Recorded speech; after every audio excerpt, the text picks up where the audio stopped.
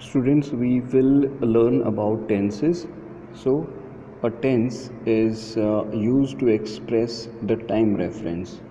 It is to tell us about the action of time. If something was done, when it was done, we can get it from the tense itself.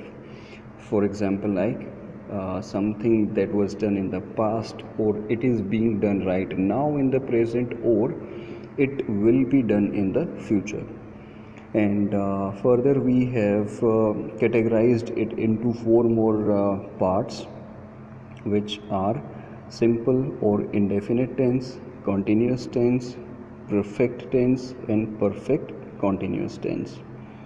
In order to write the sentences with the proper tenses, we must learn its structure and where to use those. So we'll go through these now. First of all, we will be talking about simple present tense or present indefinite tense.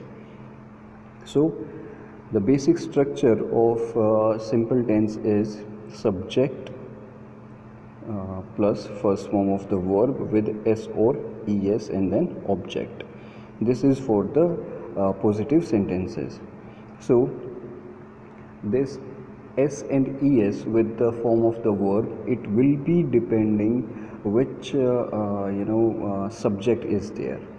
If we have first person or second person, in that case we are only going to use first form of the verb, such as like I, we, you. With these we will be using first form of the verb, no s and es. In case where we have third person, there also when you have a singular subject such as he, she, it, or any name, in that case only you will be using s or es with the first form of the verb. In case if you have like they, which is a plural subject, there no s and es will be used. Now we'll see where to use s and where to use es. There are few verbs which, if just look at the verbs, if they are ending with sh, ch, x, z, s, o, or any consonant plus y, or any consonant plus e. If you get to see the verbs which end with these you can say alphabets, you just go ahead and use es with it. If there are verbs that do not end with these, then you can go ahead and use s with it.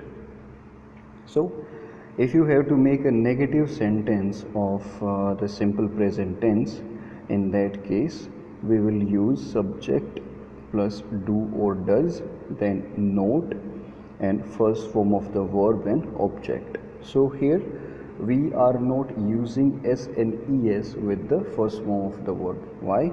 Because we have used do and does. So the places where we have used first form of the verb as it is, there we will be using do, and the places where we have used first form of the verb with s and es, there we are going to use does. So for interrogative, this do and does, it will come before the subject, then we will have the subject itself, then first form of the verb, object, and interrogative sign. If you have to make interrogative negative structure sentence, then its structure would be do, does, subject, then note, plus first form of the verb and object. Now where this tense will be used? So this tense, it is used for the facts, or you can say the universal truth.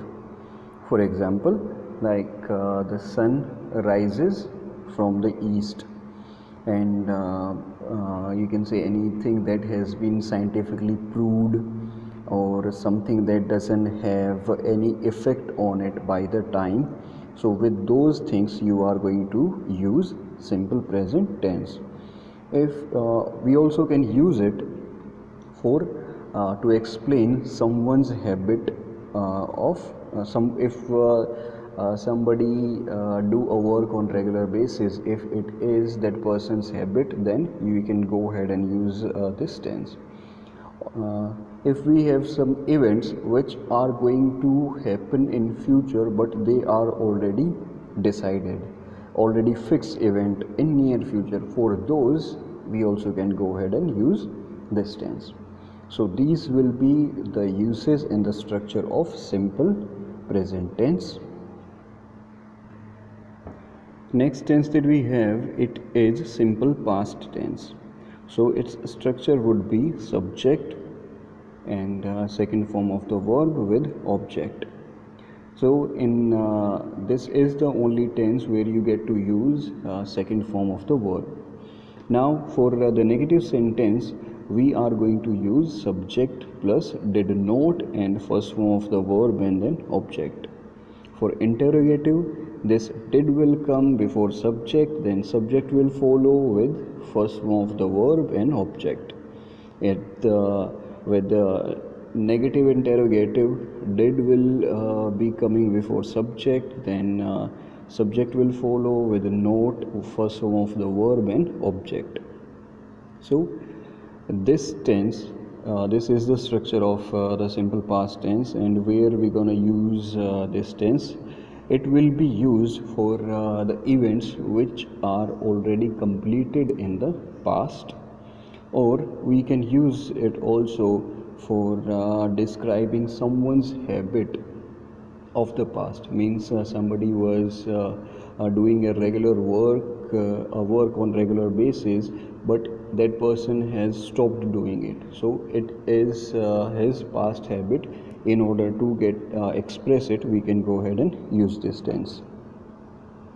Next tense that we have, it is simple future tense.